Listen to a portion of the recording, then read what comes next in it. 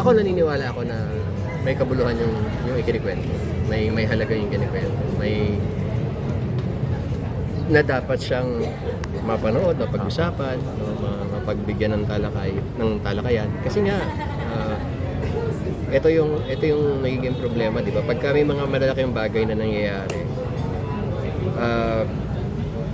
ang ano natin dito is conspiracy of silence. Pero kaakibat siya ng indifference eh. Di ba? Parang pag hindi nangyari sa akin, okay lang.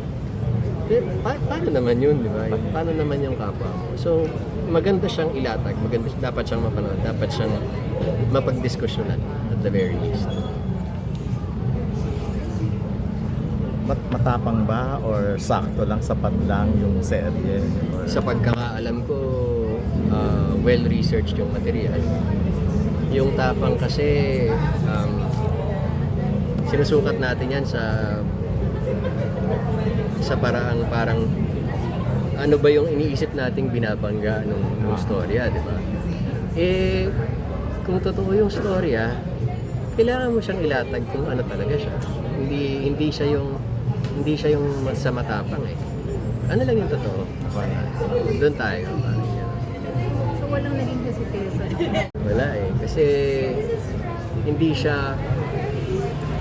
Pwede ko siyang tingnan na parang sige, statement to. Pero hindi ko siya personal statement eh. Hindi ko pwedeng angkinin eh. Pero hindi ko naman pwede sabihin na wala akong alam na ganito nangyayari. Diba?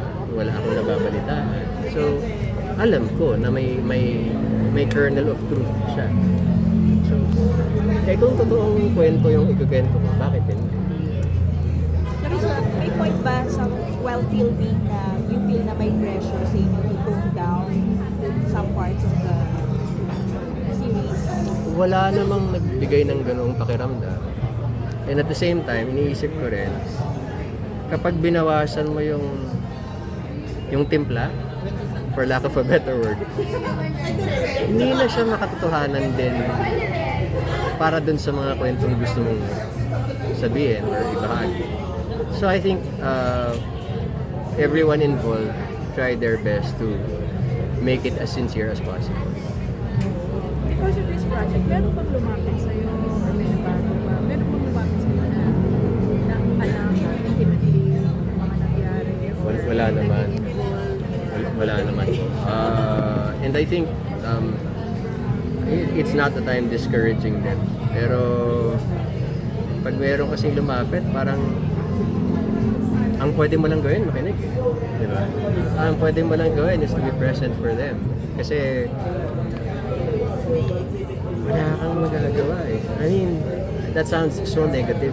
Pero hanggang saan ba yung tulong or comfort na pwede mong ibigay pagka merong tao may ganyang pinagdaanan? Wala kang ibabalik. So, ang pinaka-comfort lang na mabibigay mo sa kanila is to listen to their story. To let them know na nadinig mo, na naintindihan mo yung nararamdaman nila kahit papaano. At siguro, pinakamaganda na rin, makiramay na. T-shirt. Kasi episode 1, ano pa yun, ibang bigat-bigat. Oo eh. Ano isa kung ano yung kinunan yung mga eksena mo? Ano yung nararamdaman? Bilang ama or bilang Pilipino, yung enacting mo yung mga nangyayari sa mga taong nabiktima ng EJK. Sa pagiging ama kasi, di ba, yung parang si Ramon na lang, di ba? Nung ginawa ko yung character ni Ramon, alam ko na bawat isang tao, as Romnick, alam ko na bawat isang tao, lahat tayo may mga maling desisyon sa buhay, may mga nagiging kompromiso, gaano man kalalim, kalaki, kabigat, lahat meron eh. Yun na lang, doon na lang nagkakatalo sa kung saan, paano, gaano kabigat, diba? Pero lahat meron. At itong si Ramon, naiintindihan niya na may mga kompromiso sa buhay. Pero hindi pwedeng madama yung anak ko. Diba? Yun lang yung iniisip ko that time, nung ginawa namin yun. Parang, kung ako, dahil tatay ako, anong gagawin ko para sa akin. Pero may kilala ka ba, kamag-anak, kaibigan, na biktima ng HSP? Sa abot ng alam ko, o until now, wala pa naman, sa pagkakaalam ko. Wala naman. Wala. Pero, hindi naiiwasan yung may kakilala ako na may malayong kamag-anak or kakilala na yun ang pinagdaanan. And kahit siguro wala, pag nabasa mo kasi yung accounts ng iba parang bakit ganun? Bakit ganun? Kahit di kilala. Kahit di mo kilala kasi ginawa ko yung bawal na gamot 1 and 2 noon sa Seiko Films. And part ng proseso na yun, pinadala kami sa DARE ni Boss Rob para makipag-usap, makipagkwentuhan, makasalimuha yung ilang mga pwedeng kausapin. Makilala mo sila, mabigyan mo ng mukha or hugis yung mga characters kahit pa paano. Matanong mo sa kanila, ano pakiramdam? Bakit mo ginawa? Bakit ganyan? Bakit ganyan? And every time makikipag-usap ka sa tao and may isi-share sila sa'yo na isang personal na bagay, pinagdadaanan nila, hindi mo matanggal sa sarili mo na, paano yun kung ako? Paano kung sa akin nangyari? Paano kung kapatid ko to? Paano kung anak ko to? At doon mo naiintindihan na pareho tayong tao Di ba? Yung DARE, napakaganda nun. Binigyan mo ng pagkakataon yung tao. So pag may nabalitaan kang ganito, pag may nabalitaan kang napagkamalan, masakit yun. Masakit yun dapat. Hindi yun parang buti na lang hindi ako. Hindi. Hindi pwedeng gano'n. Kailangan mali yun. Mali yun dapat. Natuwa ako dun sa bata Kasi inakap niya Inakap niya yung character. Naintindihan niya yung halaga ng pagiging totoo para dun sa character niya. So, sa akin kasi, yun ang pinakamagandang uri ng pakikisama sa co-actor. Yung gawin mo yung dapat, diba? Gawin mo yung tama. Tulungan mo yung sarili mo at yung kasama mo sa eksena. At pag ginawa mo yun, hanga ako sa'yo. Pero he got some help from you. Ewan ko, hindi naman siya nagtatanong sa akin. Pero marunong siya tumanggap. Diba? Kasi ganun din parang pag co-actor mo,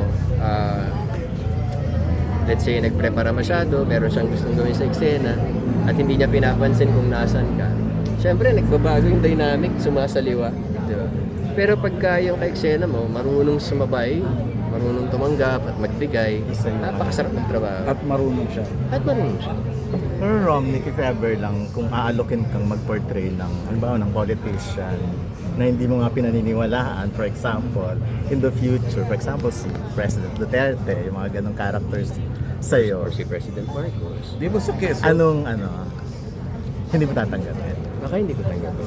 Malamang hindi. And it's not that it's a personal thing, kasi hindi ko naman sila kilala personally. Pero hindi ko, depende rin siguro sa material. Depende sa material, di ba? Oo, kasi ginawa namin yung play na Komprontasyon ni Ron Capinding. Siya yung fictional Marcos, ako yung fictional Ninoy. And at first sabi ko, hindi, gusto kong i-play yung Ninoy. Pero habang tumatakbo yung play, sabi ko, parang masarap mag Marcos. Kasi yung material yung material lang nagpakita sa akin ng dichotomy nila at nung maaaring pinanggagalingan nila. So, ang ganda ng pyesa kasi animal tong si Gelan Duarca. Di ba? Ang ganda ng pagkakasulat niya So, parang sabi ko, kahit alin dito yan sa akin, tatanggapin ko niya. Material talaga. Social awareness mo, tsaka yung paninindigan. Saan niya nagsimula? Saan nanggaling? Sa pamilya? Sa school? Lagi tinatanong sa kanya yan. Siguro Kasi ano? nauuso ngayon eh, di ba? Marvin The reunion. Justina, ganyan. Talaga ba? At saka nag-hit eh, di ba? Pero younger generation sila sa amin, sa tanda namin dalawa, parang hindi ko alam paano nila gagawin yung story. Siguro, again, sa material. Depende. Depende Pwede. sa material. Depende sa gustong gawin. Marcos Imelda daw. Oh my Lord. Parehong ang hero. Start na raw. Start na. Picture lang. Maraming Sorry, salamat. may tatanong. Ano ka Pero walang nag-offer sa'yo na Na kahit sa local, Especially nung Oo, nung mayor mga- pa siya. Marami. Ah, like talaga? anong position? Mga councilor? Konsyal. Never mong kinonsider. Pero Romnick, since parang ang tapang mo, di ba? Nagkakaroon ka ng fear na, ay parang may sumunod sa, alam mo, naging paranoid ka ba? Wala Parang naman. threatened ka Walang sa mga... ganon. Wala naman. Sa tingin ko, hindi ganun kalakas yung boses ko or hindi ganun laking bagay para sa kanila. Pero, titigil. Di ba? Nagtuturo ka pa rin.